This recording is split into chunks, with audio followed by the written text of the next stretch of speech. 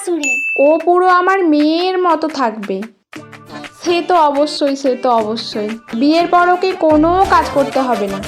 না না, আমার মেয়ে কিছু কিছু কাজ জানে, একদম না জানা নয়। সে জানুক আর না জানুক, যতদিন আমি বেঁচে আছি, আমার গায়ে জোর আছে, ততদিন পর্যন্ত ওকে কোনো কাজ করতে হবে না। বিয়ের পরে শাশুড়ি। বৌমা, হ্যাঁ, কাল থেকে একটু সকাল সকাল উঠবে। না, সকালেই তো ঘরে কাজ একটু বেশি থাকে। আমার তো বয়স হয়েছে বলো, আমি আর কতদিন, এবার তো তোমার সংসার তোমাকেই বুঝে নিতে হবে।